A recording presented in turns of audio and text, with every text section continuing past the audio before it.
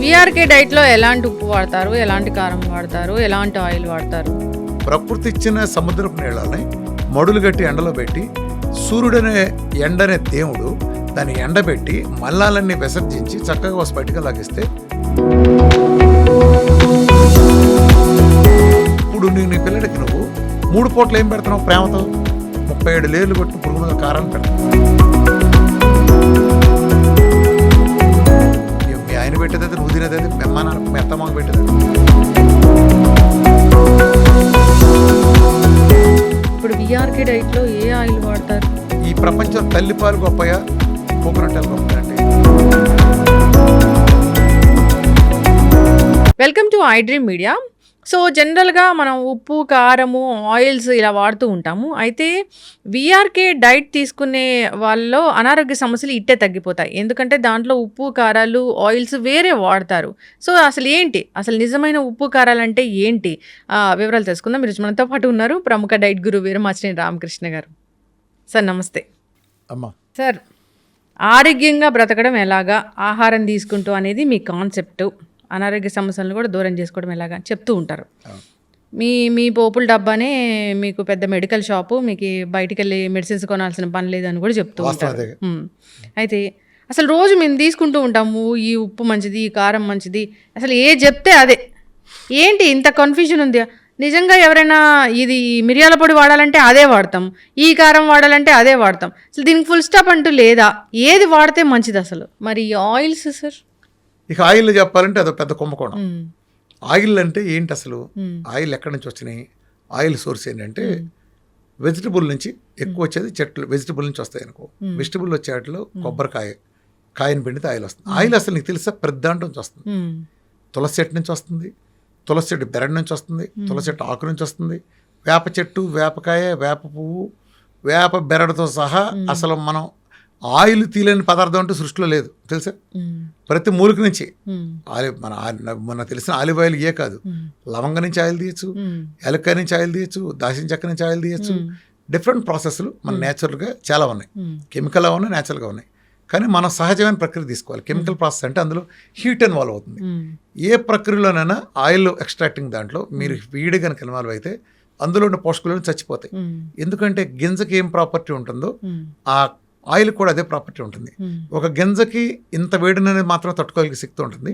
ఆ వేడి అంటే ఒక్కొక్క గింజకు ఒక్కొక్కటి ఉంటుంది కాబట్టి నేను ఇది జనరలైజ్ చేసి ఇంత ఉంటుందని చెప్పలేను. ఒక్కొక్క గింజకు ఉండే రెసిస్టెన్స్ పవర్ వేరుగా ఉంటుంది. కొబ్బరికి ఉండే, కాయకు ఉండే ఆయిల్కు రెసిస్టెన్స్ పవర్ వేరు. అలానే ఒక ఇతర వేరుశనగకు ఉండే రెసిస్టెన్స్, హీటింగ్ చేసినప్పుడు పాడవకుండా ఉండే కెపాసిటీ వేరు. అంటే ఆ రెసిస్టెన్స్ని ఎలా లెక్కేస్తామంటే ఒక ఆయిల్తో నువ్వు ఒక వంట చేస్తే డిఫరెంట్ ఆయిల్స్లో ఏ పాయింట్ దగ్గర అది నల్లబడిపోయిన దాన్ని బట్టి దాని స్టామినా ఉంటుంది. అంటే ఒక 4 కలిసి పరిగెత్తారనుకో, ఎవడు ముందు కలిసిపోతాడు ఆడు వీక్కాడు, ఎవడు చివరిదాకా ఉంటాడు ఆడు స్ట్రాంగ్. ఇది తెలుసు కదా నీకు. అలానే 4 ఆయిల్ నువ్వు పక్కన పెట్టుకుని ఒక వేరుశనగాయలు, నువ్వుల నూనె, కుసుమ నూనె, సన్ఫ్లవర్ నూనె పెట్టుకున్నప్పుడు ఒక గారెలు వేసావు, ఒకే రకంగా గారెలు వేసావు, పిండి తీసుకుని 4 పెట్టి.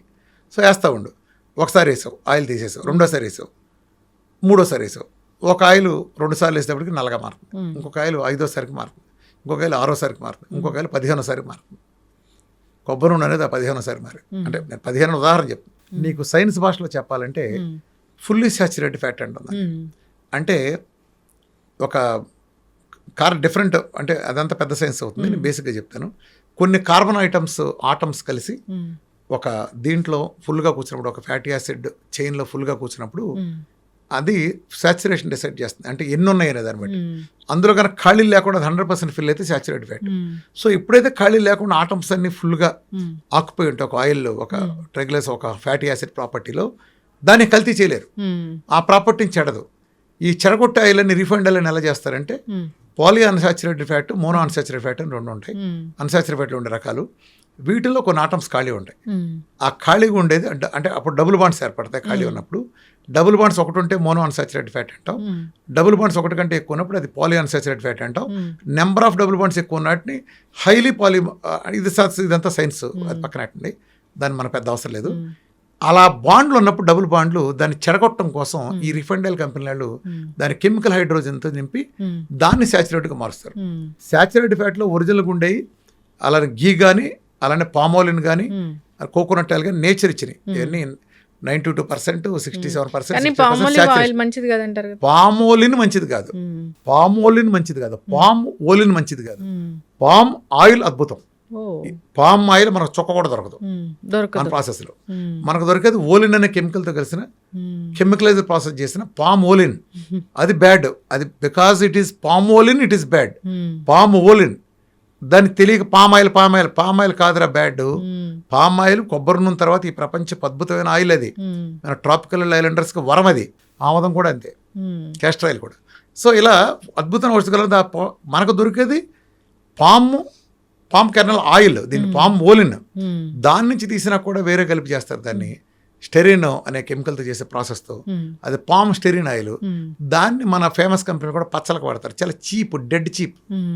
మనకి ఫేమస్ బ్రాండ్ పచ్చళ్ళు అమ్మే తయారు చేసే వాళ్ళు ఉంటారు. వీళ్ళు రూపాయి కలిసి వస్తుందని పేరుకు చెప్పే నీతి కవర్లు, చేసే పనులు, ఏదో పనులని అట్లా వీళ్ళు మనకి ఆరోగ్యాల గురించి చెప్తే చవగ్గా వచ్చే టిన్నులు కలిపి వాడతారు చాలా ప్రాసెస్కి. అన్ని ఇదంతా పెద్ద కుంభకోణం. ఆయిల్లో కల్తీల్లో ప్రాసెస్లో ఇది చెబితే చాలా మంది బట్టలు ఊడిపోతాయి. సరిగ్గా కానీ పేర్లు చెప్పి మాట్లాడితే ఆయిల్ కంపెనీల బట్టలు ఊడిపోతాయి, మామూలుగా కాదు. ఇప్పుడు విఆర్కే డైట్లో ఏ ఆయిల్ వాడతారు? Coconut oil. ప్రపంచపు నెంబర్ 1 సాచురేట్ ఫ్యాట్ ఏంటి? Coconut oil. ఎందుకని దాన్ని కల్తీ చేయలేరు. ఈ ప్రపంచంలో తల్లిపాలు గొప్పయా, కోకోనట్ ఆయిల్ గొప్పదా అంటే నిస్సందేహంగా డిబేట్ కూడా లేకుండా కోకోనట్ ఆయిల్ గొప్పది. ఒక శిశువు కొత్తగా పుట్టినప్పుడు 9 మాసాల మోసుకు అనొచ్చు నువ్వు, కానీ ఆ పుట్టగానే అతనిలో అన్ని వ్యవస్థలు ఏర్పడి ఉండవు. అప్పటికి ప్యాంక్రస్ పూర్తిగా రూపుదిద్దుకోదు. అట్లానే లింఫాటిక్ సిస్టమ్, అతనిలో ఉండే థైమస్ గ్లాండ్ కానీ ఈ వ్యవస్థలన్నీ పూర్తిగా రూపుదిద్దుకో, అంటే సగం ఫార్మేట్లో ఉంటాయి. అప్పటి వరకు తల్లి బొడ్డు ద్వారా ఉండే పేగు ద్వారా ఒక కనెక్షన్ వెళ్ళింది వాడికి. ఇప్పుడు పేగును బొడ్డుని కట్ చేశారు, సో కనెక్టివిటీ పోయింది. మరి బయట ఎన్విరాన్మెంట్కి వచ్చాడు బేబీ. ఇప్పుడు వాడికి మరి ఆడిని సహసిద్ధంగా కాపాడటానికి లోపల ఇమ్యూనిటీ పూర్తి స్థాయిలో తయారు కాల. ఈ పరిస్థితిలో వాడిని కాపాడేది ఏంటి? అందుకే నువ్వు దేవుడు అని నమ్మితే దేవుడు, నా బోటు నేచర్ అంటే నేచర్ చేసిన సహజమైన ఏర్పాటు ఏంటంటే తల్లి స్తన్యం ద్వారా ఆ కనెక్షన్ వెళ్ళేటట్టు ఒక ఏర్పాటు జరిగింది. ఆ తల్లి పాలలో ఏముంటుంది? అందులో ఉండే ఫ్యాటీ యాసిడ్స్లో 3% మోనోలారిక్ యాసిడ్ ఉంటుంది. ఇది ఆ శిశువుని బయట నుంచి వచ్చే దుష్పరిణామాలకు గురి కాకుండా ఇమ్యూనిటీ రూపుదిద్దే వరకు కాపాడుతుంది. వన్స్ ఇమ్యూనిటీ వచ్చిన తర్వాత తల్లిపాలు ఇవ్వడానికి కూడా అర్థం లేదు. అతను సహజంగా మనుషులందరూ తినే రెగ్యులర్ జనజీవన సెవెంత్లో పెట్టే ఫుడ్లతో క్రమంగా తీసుకురావాలి. ఆ ప్రాసెస్ని ఇండియాలో ఉపయోగించరు, కానీ చాలామంది విదేశాల్లో ఈ తల్లిపాల నుంచి వీనింగ్ పీరియడ్ అయిన తర్వాత బయటకు తీసుకొచ్చే ప్రాసెస్లో వీళ్ళు కోకోనట్ ఆయిల్ కంపల్సరీ కలుపుతారు. ఈ అరబ్ కంట్రీస్ చూసుకుని ఏం చేసినా కోకోనట్ ఆయిల్ మిక్స్ అయ్యి వస్తుంది. ఎందుకంటే తల్లిపాలలో ఉండే మోనోలారిక్ యాసిడ్ ఈ మమ్మాల్స్లో ఉండే అట్లా మమ్మాల్స్లో కొన్ని జాతులు కంటిన్యూ అవుతుంది, కానీ బేసికల్గా దొరికేది తల్లిపాలలో 3% ఉంటే కోకోనట్ ఆయిల్ 50+% ఉంటుంది. అంటే డిపెండ్స్ ఆన్ కాయని బట్టి 50 నుంచి 60 మధ్యలో మోనోలారిక్ యాసిడ్ కంటెంట్ ఉంటుంది. అది కూడా కాయలు వేరు. అందరూ అనుకున్నట్టుగా అన్ని ఏరియాలో కాయలు ఒక రకంగా ఉండదు. ఇప్పుడు మన ఆంధ్రాలో కాయలకి మోనోలారిక్ యాసిడ్ అంత ఉండదు. కేరళ కూడా దాని తర్వాతే. అట్లానే శ్రీలంక ఇంకో రకంగా ఉంటుంది. మన ఇండియా వరకు నెంబర్ 1 ఏంటంటే ఆల్మోస్ట్ వరల్డ్లో నెంబర్ 1 అంటే కర్ణాటక కాయల్లో మంచి rich source of monolauric acid ఉంటుంది. అందుకే చాలా మంది తెలియదు. ఇక్కడ కొంటే మన 135 రూపాయలు కిలోకి అమ్మితే వాళ్ళు టన్నుల లెక్కన ఉన్నప్పుడే కిలో 290 అట్లా అమ్ముతారు.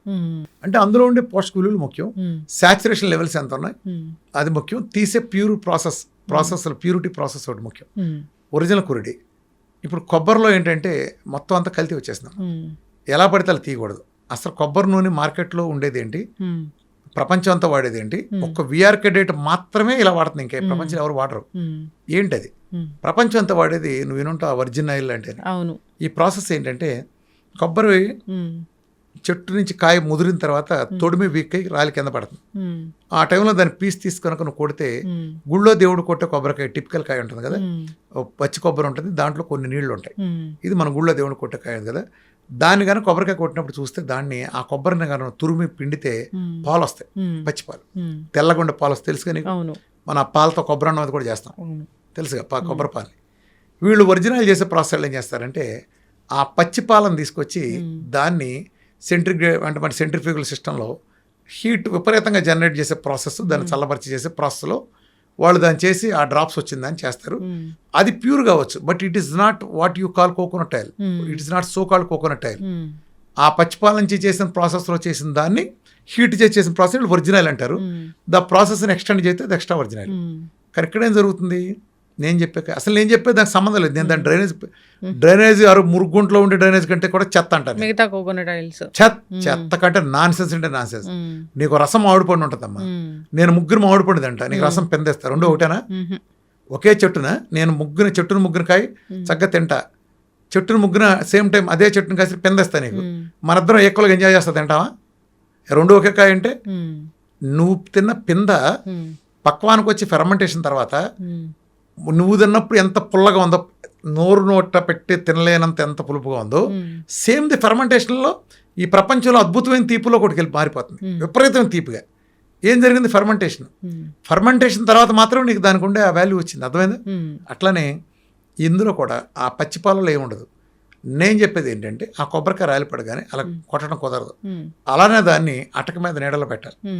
నీడలో అటక మీద పెట్టిన తర్వాత దాన్ని మనం ఒక సంవత్సరం పాటు 10 నెలల నుంచి సంవత్సరం పాటు ఉంచిన తర్వాత తీసి చూస్తే ఆ కొబ్బరికాయ కొడితే దాంట్లో కురుడి ఉంటుంది. కురుడి అంటాం కదా, టిపికల్ కురుడి లాగా గుండ్రంగా ఉండే కాయలాగా, అంటే గుండ్రం కాదు, కొంచెం ఆర్డ్ షేప్లో ఉండే, ఓవల్ షేప్లో ఉండే ఒక కాన్సెప్ట్ ఉన్న కాయలాగా వస్తుంది. ఆ కాయని మనం సగం కట్ చేసాము. సగం కట్ చేస్తే ఒక 10% కాయకి సహజంగానే బూజు వస్తుంది, ఫంగస్. అది మంచి విషయమే, చెడ్డ విషయం కాదు. మన ప్రాసెస్ ప్రకారం ఏంటంటే ఆ బూజు వచ్చిన కాయలను పక్కన పెట్టేసి మిగిలిన కాయల్ని కట్ చేసి ముక్కలు కట్ చేసి ఎండలో పెట్టాలి. ఎండలో పెడితే దాని తాలూకా ఉన్న ఆ చిన్న లైట్ ట్రేసెస్ ఉన్న ఫంగస్ లాంటివి చచ్చిపోతాయి. ప్లస్ ఆ ఆయిల్ తీయడానికి అనుకూలంగా వస్తుంది. ఒక 4-5 రోజులు బాగా ఎర్రటి ఎండలో బాగా ఎండిన తర్వాత ఒక వారం రోజులు మీరు ఆ మొక్కలన్నీ పట్టుకుని చెక్కగాని దగ్గర తీసుకెళ్ళాలి. చెక్కగానికి ఎందుకు? చెక్క టు చెక్క ఎందుకని అంటే వేరే ప్రాసెస్ చేయొచ్చు కదా. చెప్పాక వేడి ఎక్కువైతే ఆ ఆయిల్లోకి ఉండే ప్రాపర్టీ పోషకాలు చనిపోతాయి. సో వేడి ఎక్కువ చెక్క దగ్గర ఎందుకు తీసుకెళ్తాం? చెక్క మధ్యలో నలిగేదాన్ని ఫ్రిక్షన్ తగ్గుతుంది. మామూలుగా వేడి ఒక ఫ్రిక్షన్లో వేడి ఉత్పత్తి అవుతుంది, తెలుసు కదా. ఎప్పుడైతే ఆ ఫ్రిక్షన్, ఆ రాపిడి అంటాం కదా, ఆ రాపిడి చెక్క జరిగినప్పుడు హీట్ ఆ 40 డిగ్రీ లోపే వస్తుంది. అదే నువ్వు ఇతర ప్రాసెస్లు చేస్తే, కోకోనట్ ఆయిల్ చేసిన ప్రాసెస్లకి 90, 100 కూడా వస్తాయి, విపరీతం హీట్ అవుతాయి. ఆ ప్రాసెస్లో దాంట్లో ఉండే కొన్ని ప్రాపర్టీస్ చనిపోతాయి. అందుకని చెక్కగానం గొప్పదే. అంతే, మట్టి కుండలో వండుకుంటే ఎందుకు గొప్పదంటే, స్టీల్ గిన్నెలో వండితే నువ్వు ఎంత సెగ పెడితే అంత మాడిపోతుంది తొందరగా. అదే నువ్వు మట్టి కుండలో నువ్వు ఎంత సెగ పెట్టినా అది ఇవ్వదలుచుకుని వేస్తుంది. నువ్వు కింద ఎంత సెగని పెట్టుకో, అది ఇవ్వదలుచుకుని వేడే ఇస్తుంది, ఫిల్టర్ చేసేస్తుంది. సో తక్కువ వేడిలో ఉండటం ఆరోగ్యకరం కాబట్టి మన పెద్దవాళ్ళంతా అప్పట్లో మట్టి కుండ వాడారు. వాళ్ళ బుర్ర తక్కువ వాళ్ళు స్టీల్ గిన్నె గతిలేక కాదు. అయితే మీరు ఈ ప్రాసెస్ అంతా చాలా కీన్ అబ్జర్వేషన్ లో చేయిస్తుంటారా? నేను చేయను, అలా చేసేవాళ్ళని ఉంటే అంటే చేస్తే అలా చేయాలనే సిద్ధాంతం చెప్తానండి, మీరే పట్టించుకోమని చెప్తాను. కానీ ఇక్కడ వాళ్ళు దొరికేది ఏంటంటే, ఇక్కడ కొబ్బరికాయల్లో ఒక మోసం ఉంది. మామూలుగా మోసగాళ్ళు ప్రతి దాంట్లో ఉంటారు కదా. ఎప్పుడైతే మన కొబ్బరి నూనె ప్రాచుర్యం తీసుకొచ్చామో అప్పుడు ఏమైందంటే ఇందులో మోసగాళ్ళు దూరారు. నేను ఇందాక చెప్పా కదా, షార్ట్ కట్లు ఎండు మిరపకాయల నుంచి ఎండు తీసేశారు. అలానే కొబ్బరికాయల నుంచి షార్ట్ కట్ ఎట్ట చేశారంటే, ఇప్పుడు నేను ఇందాక చెప్పిన ప్రాసెస్లో పచ్చి కొబ్బరికాయ రాలిపడిన తర్వాత సుమారు 10 నెలల నుంచి సంవత్సరం పాటు అటక మీద ఉంచాలి. ఈ పీరియడ్ ఎవడవుతాడు? కాయ రాలిపడింది వెంటనే డబ్బు అయిపోవాలి అంటే మార్గం ఏంటి? ఇప్పుడు కొత్త అవతారాలు ఏం బయటపడి అంటే, అది మామూలు కొబ్బరికాయ అమ్మేస్తారు. అమ్మేస్తే పచ్చి కొబ్బరికాయ రేట్ వస్తుంది కదా, నువ్వు గుళ్ళో దేవుడు కొట్టిన కొబ్బరికాయలు పడతావు కదా, ఆ కొబ్బరికాయ దేవుడు తిండ కదా, గ్యారెంటీ తిండనే మనం కొడతాం. ప్రసాదం కొబ్బరికాయ ఎందుకు కొడతాం? దేవుడు తింటాడంటే కనీసం ఎంగిలి మీద కూడా పెట్టాం. ఆడు తినడానికి కాన్ఫిడెన్స్ కాబట్టి మనం కొబ్బరికాయ పెడితే 2 చెప్పులు మనకే వస్తాయి. ఆ 2 చెప్పులు ఇటన్నింటిని చేస్తామంటే మనం తిరిగి అమ్ముతాం. అమ్మినప్పుడు కొనేవాళ్ళు ఏం చేస్తారంటే, కొనుక్కెళ్ళి వాడిని ఎండలో పడే సల్ఫర్ ఇంకితర కొన్ని కెమికల్స్ ఉంటాయి, ఈ కెమికల్స్ వేసి పడేస్తారు. అప్పుడు అది మారిపోతాయి, కురుడీల్లాగా మారిపోతాయి. మార్కెట్ మొత్తం 300 ఉండేది. చాలామంది తెలియక రామకృష్ణ గారు మీరు చెప్పినట్టే కురుడీలు పచారి హోల్సేల్ మార్కెట్లో కొనుక్కుని మీరు చెప్పినట్టే మా ఆయన గానక దగ్గర కళ్ళు ఎలా గుడ్లు ఎలా పెట్టి చూసి తెచ్చాడు. కానీ మీ ఆయన తెచ్చిన ఏం చెప్పలమ్మా? అరచెప్పలు. ఇప్పుడు నేను అడుగుతాను, ఒక యాపిల్కాయ నువ్వు కొన్నావు, అది అరగ యాపిల్కాయ కొంటావా మార్కెట్లో? పూర్తికాయ కొంటావా? ఒక అరటికాయ సగం నరికిన కాయ కొంటావా? మొత్తం కాయ కొంటావా? మొత్తం. మరి ఏం మాయరోగం అరచెప్పలు కొంటున్నావు? ఏం మాయరోగం అరచెప్పలు కొంటున్నావు? తెలియదు కదా ఇప్పుడు వరకు. అది ఏంటంటే కెమికల్స్ వేసి ఈ పచ్చికాయలు 3 రోజుల్లో వారం రోజుల్లో దాని కింద మార్చేస్తారు. పెద్ద పెద్ద కంపెనీలు చేసేది కూడా మేము కురుడి అంటారు. కురుడి కాదు, కురుడి కింద మార్చి. నేను ఇందాక సాచురేటెడ్ ఫ్యాట్లు మోసం చేశారని చెప్పాను. పాలీ అన్సాచురేటెడ్ ఫ్యాట్ని, మోనో అన్సాచురేటెడ్ ఫ్యాట్లని హైడ్రోజన్ ఆటమ్స్తో నింపి దాన్ని సాచురేటెడ్ ఫ్యాట్ కింద మార్చి ఇది బ్యాడ్ అని చెప్పి, కాబట్టి మొత్తం సాచురేటెడ్ ఫ్యాట్ బెడ్ అని ఒక నీచమైన వాదం చేసే నికృష్టులు ఉన్నారు కదా సాచురేటెడ్ ఫ్యాట్ల గురించి మాట్లాడే సన్నాసులు, వాళ్ళ గురించి అట్లానే ఇది కూడా అలా చేసేసారు. కొబ్బరికాయను కూడా కురుడి కదండి. రామకృష్ణ గారు చెప్పి కురుడి కంటే, అమ్మ కురుడి అమ్మ మీరు కోసుకోలేరని అరచెప్ప కోసించావు, ఎందుకురా అంత శ్రమ నీకు? ఎందుకురా బుజ్జి అంత శ్రమ? మేము కోసుకోలేమా? ఒక కుర్రీ కోసినాడు, ఓ శాఖ పెట్టి దాన్ని కోసుకుని ఎండలో పెట్టుకోలేడా? దానివల్ల ఏమవుతుందంటే ఇప్పుడు నువ్వు నా డైట్ మొదలు పెట్టావు, నువ్వు నేను చెప్పినట్టు అరచెప్పలు కొని అరచెప్పలు నీ సొంత నాలెడ్జ్తో అరచెప్పలు కొన్నావు, అది పట్టించుకుందావు చక్కగానలో. అందులో ఏముంటాయి? సల్ఫర్ లాంటి కెమికల్స్ ఉంటాయి. పైగా అది ఒరిజినల్ కాదు. ఒక పిందని కార్బోడేస్ మొగ్గెత్తే పైన రంగు మారుతుంది, లోపల ఎలా ఉంటుంది? మామిడికాయ చెట్టు పిందని ఇప్పుడు అరటిగాళ్ళు ఉన్నాయి, పచ్చికాయ కోసి కార్బైడ్ వేసాను, ఎల్లో నవనవలు ఆడిపోతుంది, సూత్తంగా భలే ఉంటుంది, తింటే చెత్త, అంతే కదా. అట్లానే ఆయిల్ వల్ల నీకు కడుపు నొప్పి వస్తుంది. రామకృష్ణ రెడీ చేస్తానని కడుపు నొప్పి వచ్చిందండి. అసలు ఆయన కొబ్బరి నూనె వాడాను, మరి కేరళ అంతా ఎక్కడ తింటున్నారు? సరే అది వేరే విషయం, వాళ్ళు వంటకు వాడతారులే డైరెక్ట్ దగ్గరలే. అర్థమైంది? నేను చెప్పిన విధానం చెప్తే రాదు. 100కి ఎక్కువ మంది, 70-80 మంది చేసే పొరపాటు ఏంటంటే ఇలా అరచెప్పలు తీసుకుంటాం. అలానే మార్కెట్లో ఆ గానగ అండి, మేము గానగ దగ్గరికి వెళ్ళి కొనుక్కున్నామండి, అలాగే డబ్బాలు పెట్టున్నాయండి. ఆడక్కడ పెట్టింది అదే. ఇప్పుడు మేము ఊటీ వెళ్ళాం, ఊటీ వెళ్ళినప్పుడు ఒకసాట నేను టీ తాగలవాటు లేదు అప్పటికి. ఊటీ వెళ్తే దొడపెట్టే ఏరియాలో ఒకసాట టీ పెడతారు.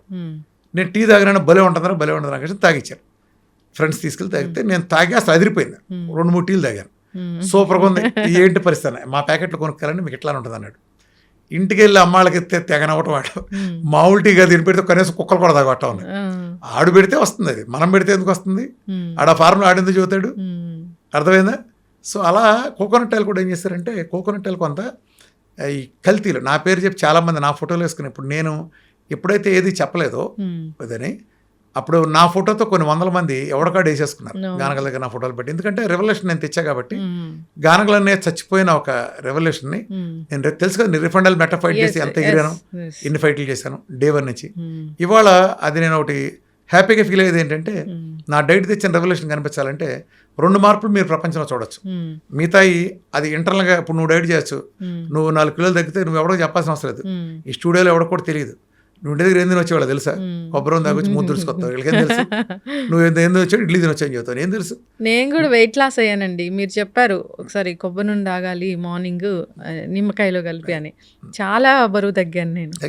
తెలుసు. ఆ రోజు నాకు గానగల మీద నేను బాగా ఫైట్ చేశాను. ఇవాళ హైదరాబాద్లో ఎన్ని వేల గానగలు వచ్చినా, చిన్న విలేజ్లకు కూడా మీరు గానగలు వెళ్ళిపోయి ప్రతి వాళ్ళకి ఈ అవేర్నెస్ ఒకటి తీసుకొచ్చాను. వాళ్ళు విజయవాడ దగ్గర నుంచి కూడా మీకు 100 గానగలు, ప్రతి చిన్న టౌన్ కాదు కదా, విలేజ్లో కూడా గానగలటం, ప్రజల్లో అవేర్నెస్. అంటే ముందు ఏమీ లేకపోతే భయపడటం. అంటే నేను అడిగిన సూటుగా చేసిన దాడి ఇవన్నీ బాగా పేలినాయి, విపరీతం డిస్కషన్ అందరు తెచ్చారు. రీఫండ్ అయ్యాలంటే మంచిది అనుకునే భ్రమంలోంచి నేను అడిగిన క్వశ్చన్ అప్పుడు బాగా పేలింది. అరే సన్నాసులారా, 125 రూపాయలు వేరుశనగ గుళ్ళు నువ్వే కొన్నావు కదా, 70 రూపాయలకు అదే ఆయిల్ ఎలా కొంటావు నువ్వు? వేరుశనగ గుళ్ళల్లోంచి కనీసం దానికంటే ఎక్కువ అయితే రాదు కదా, కనీసం పోవాలంటే దానికంటే తక్కువ వస్తుంది కదా, కనీసం 2-3 కిలోలు కావాలి కదా. మరి ఒక 1 కిలో రేటుకి 30 కిలో రేటుకి ఆయిల్ అమ్ముతాడంటే నువ్వు ఎట్టకొని నీ బుద్ధి ఎట్టలేదు అని అడిగి, అసలు ఎలా వస్తుంది వాడికి, వాడు దానవేర సొరకను ఇయ్యం కూడా అని అడిగాను. ఇది బాగా వెళ్ళింది, ఇది ఎలా ఇస్తాడు అనేది. దాంతో ఏంటంటే ప్రజలు భయపడ్డారు. ఇదొకటి మనం మార్చగలిగాం. అప్పటి నుంచి గానగలకి విపరీతమైన ఆదరణ వచ్చింది. ఇంకొక రెవల్యూషన్ ఏంటంటే, ప్రపంచ చరిత్రలో గింజల్ని డైట్లో ప్రోటోకాల్కి ఎవరో చెప్పాలి. First time. అంటే బాదం తింటాం అంతమంది తింటారు, మనకు కాదు కానీ విదేశాల్లో వాల్నట్ తింటారు, కానీ మన దేశంలో వాల్నట్లు మన రాష్ట్రాల్లో తినేవాడు కాదు. వాల్నట్ గురించి బాగా తీసుకెళ్ళడం ఒకటి. కనీసం వాల్నట్ గురించి అంటే ఇంటింటికి, ఒకప్పుడు అమెరికాలో పిల్లలు ఉన్న వాళ్ళకి లేదా ఆరోగ్యం మీద పూర్తి అవగాహన ఉన్న వాళ్ళకి ఉండేవి. అప్పుడు నాకు వీళ్ళే చెప్పేవాళ్ళు, నట్స్గా హోల్సేలర్ డిస్ట్రిబ్యూటర్స్ వీళ్ళు చెప్పేవాళ్ళు, మేము 50 ఏళ్ళు ఎంత మేము వాళ్ళ రోజుకి అంత అమ్ముతున్నామండి, 50 ఏళ్ల పాటు ఎంత మేము ఇవాళ రోజుకి అంత సేల్ చేస్తున్నామండి అని అనేవాళ్ళు. గింజలు, గుమ్మడి గింజలు, పొద్దుతిరుగుడు గింజలు, పుచ్చ గింజల్ని ఆహారంలో భాగంగా తీసుకోవాలని ఎవరు చెప్పలే, డైరెక్ట్ తీసుకోవచ్చు కదని. అది మనం చేసాం. ఇవాళ రెవల్యూషన్ చూడమ్మా, నువ్వు చిన్న టౌన్ దగ్గరికి వెళ్ళు లేదా పెద్ద షాపులకి వెళ్ళు, గుమ్మడి గింజలు, పొద్దుతిరుగుడు గింజలు మనయే, అవిసెలు, నువ్వులు, తెల్ల నువ్వులు, అవిసె గింజలు, ఊరూరు తిరుగుతా చార్టులు తీసుకెళ్ళి ప్రతి ఊరు, ప్రతి టౌను, పెద్ద పెద్ద సభల్లో, టీవీల్లో అన్నింటిలో తీసుకెళ్ళి అలా పరిచయం చేసి అన్ని చేసినందుకు ఇవాళ దసరా దీపావళి వచ్చినప్పుడు గిఫ్ట్లో 100కి 90% నీకు నట్సే పంపిస్తున్నాను, చూసావా? అవును. ఆ రెవల్యూషన్ ఒకటి బాగా తగ్గలిగాం. ఖచ్చితంగా సార్. ఈ సిరీస్ అనేది కంటిన్యూ చేద్దాము. ఇంకా చాలా ఫుడ్స్ గురించి తెలుసుకోవాల్సిన అవసరం అనేది ఉంది. సో జబ్బులు తగ్గించుకోవాలంటే మన ఆహారంలో మార్పులు చేసుకోవాలి, ఆహారంతోనే జబ్బులు తగ్గించుకోవచ్చు అనే ఒక కాన్సెప్ట్ మీది చాలా చక్కగా చెప్తున్నారు. చాలా చక్కగా ఒక రెవల్యూషన్ తెచ్చారు. సో కోకోనట్ ఆయిల్ తల్లిపాల కన్నా శ్రేష్టమైందని ఒక మంచి మాట చెప్పారు సార్. సో వాడుకునే విధానం ఇలాంటివి తెలియాల్సి ఉంది. ఎలాంటి కోకోనట్ ఆయిల్ కూడా వాడుకోవాలనేది చాలామందికి తెలియదు. అసలు కోకోనట్ ఆయిల్ ఎలా డిఫైన్ చేస్తారనేది చాలా చక్కగా చెప్పారు. ఫాలో అవ్వాలని కోరుకుందాం. ఈ సిరీస్ అనేది కంటిన్యూ చేద్దాం. చాలా చక్కటి ఇన్ఫర్మేషన్ సార్. ధన్యవాదాలు.